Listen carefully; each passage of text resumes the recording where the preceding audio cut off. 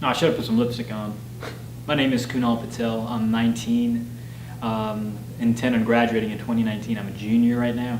My major is economics and marketing. I was born in India. My family moved to America when I was 7. We were a Hindu family. So I grew up Hindu. In middle school, I was super Hindu. I was praying every day. Didn't know why. Didn't really question it. In high school, I became agnostic, mainly so I could, go party and do the crazy stuff and not feel bad about it, not have guilt. And then I came to college here on the beach, mainly to party.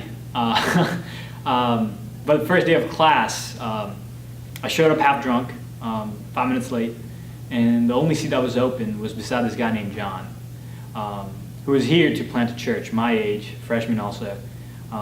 Me and him are best friends since. He invited me over, told me about God, asked me where I stood spiritually. I told him, I'm like, as long as I'm not hurting anyone, I'm good, but looking back, it's dumb now, but he shared the gospel with me at least a dozen times.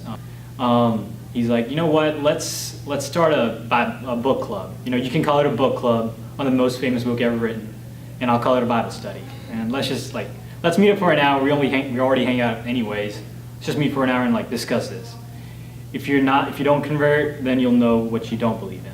If you do, then it'll change your life. I was like, bet.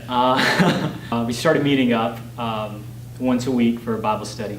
Don't really remember what we went through, except it was just, at this point I knew what the gospel was, but I didn't really understand the weight of sin,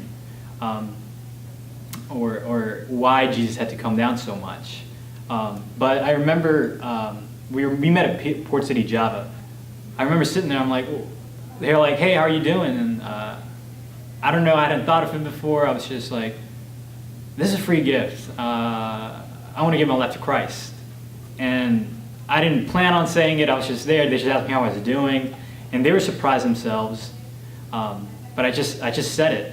And then I started tearing up, and I was like, okay, this is real. Coming sophomore year, I got roomed up with random roommates. And I got roomed up with Robert and Yi. Robert, who is super involved in Ratio, and I met Kenza through that. They're like, you know what, you should come to the bridge, you should come to Ratio. I was like, yeah, I want to be in my fraternity. And I started coming to the bridge, which I like, which I'm still a part of. And then I started coming to Ratio, and I was like, okay, this is nice. And then I left my fraternity around October of last year. A week later, I told Robert about it, and he's like, dude, I've been praying for you to leave the fraternity since I met you. And I was like, whoa. I went on the retreat, Ratio retreat, earlier this year. It was just talking about how nothing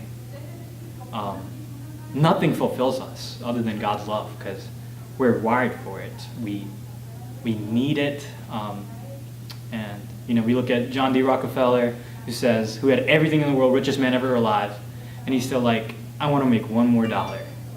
Nothing else in the world is good enough. All our bodies literally crave God's love.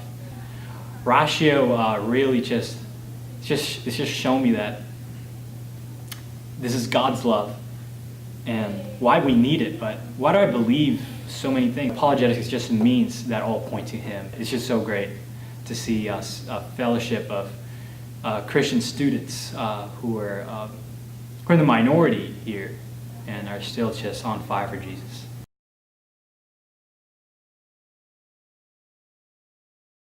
I highly recommend literally anyone to come to Ratio, believer or non-believer. Believer because, we're in the Bible Belt. Some people just believe what they believe because their parents do, everyone else they've met do. It doesn't become real until you understand what sin is. Why not Hinduism or Buddhism, or why not atheism? It just makes it real. It shows you that all these things are just kind of jumping off of you and just dying.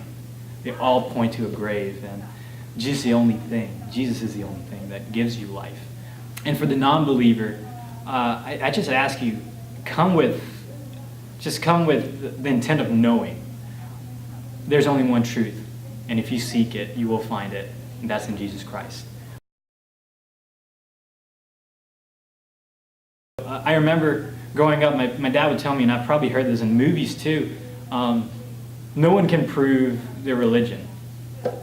And Ratio's doing just the opposite. It's like, no, we believe this because we can prove it through facts, through logic, through his love. We're using science, we're using reasoning. People say that science and faith don't go hand in hand, but they do.